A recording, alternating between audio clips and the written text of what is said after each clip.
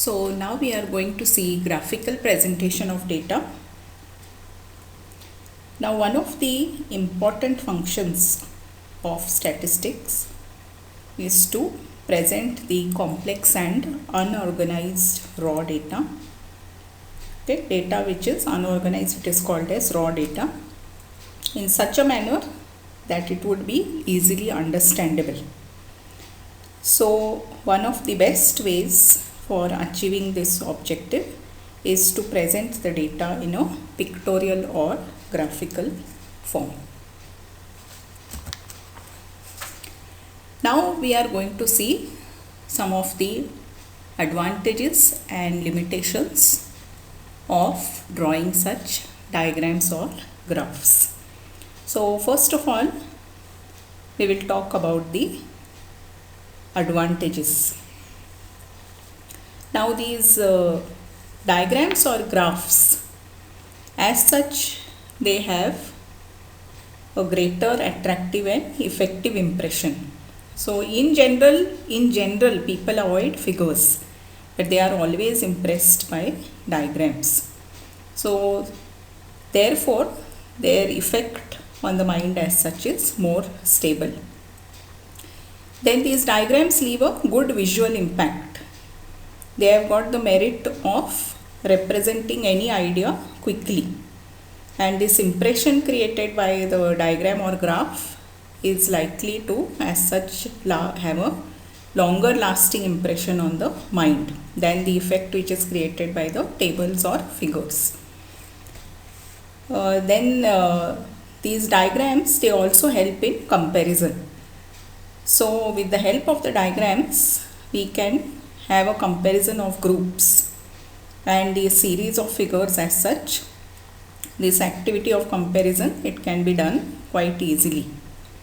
So while comparing the absolute figures, that significance is not so clear. But when we are presented these figures in the case with the aid of diagrams, that time the comparison becomes much more easy. Also, these diagrams, they save a lot of time. So they present the set of data in such a way that their significance is known without loss of much time or effort also. Otherwise, to derive some conclusion from the set of figures, it might be difficult. Diagrams, they also simplify and show the characteristics of the data.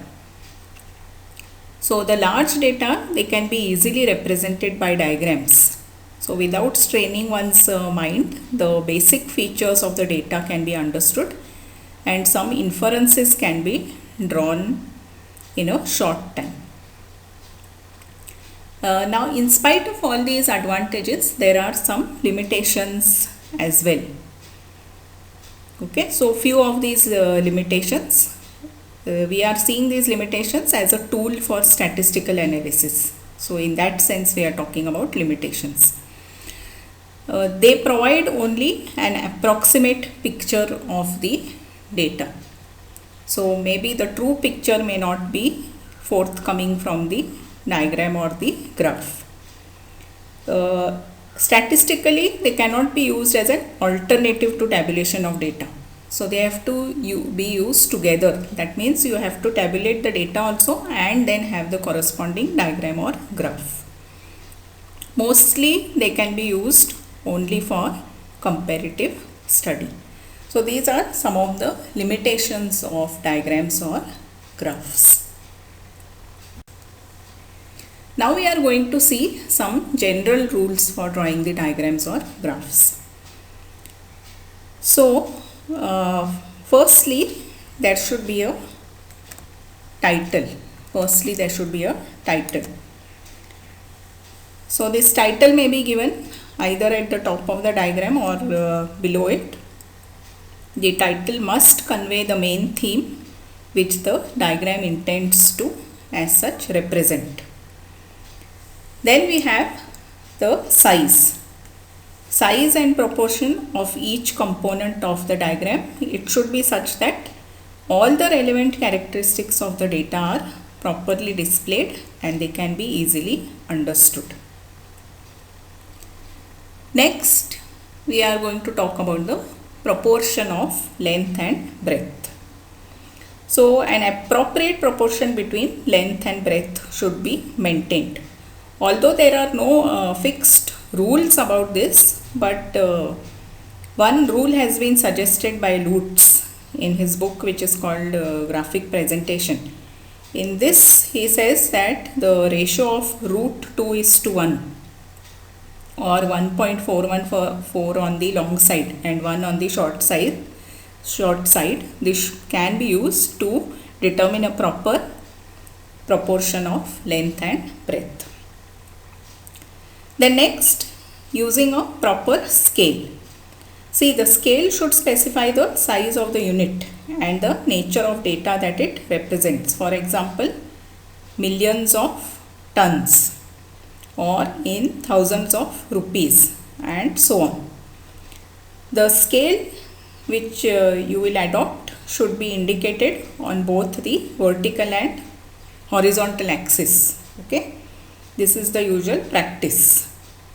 Now it can be indicated at some suitable place on the graph paper as such, or even if you are using the software, the diagram which is generated thereof, sometimes they are having the built-in feature of depicting the scale.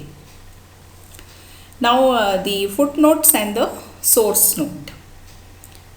So in order to clarify some point which needs further explanation but as such cannot be shown on the graph, the footnotes have to be used, and usually these are given at the bottom of the diagrams. Then we have the index. So one brief index should be there which explains the different types of lines, shades, designs, colors, etc. which are used in the construction of a diagram, so that one can easily understand the contents of the diagram or graph. And then the diagram should be simple. So we should follow the principle of simplicity. That means the diagram should be prepared in such a way that they can be understood easily. So to keep it simple means too much information should not be as such loaded in a single diagram, or it may create some confusion. So if the data is large, then it is advisable to prepare more than one diagram, so that each diagram may depict some identified characteristics of the data. Now we will talk about the types of diagrams. So there are a variety of diagrams as such to represent statistical data, but following are the main categories. So firstly, we have got the dimensional diagrams. So in dimensional diagrams, first we have the one-dimensional diagram where we will see histograms, frequency polygons, and pie chart. Then we have got the two-dimensional diagrams like rectangles, squares and all. Then in three-dimensional diagrams we have got the cylinders, cubes, etc. Next then we have got the pictograms or ideographs, and finally we have the cartographs or statistical maps. So in the subsequent videos we are going to see one by one the construction and the use of all these different types of diagrams.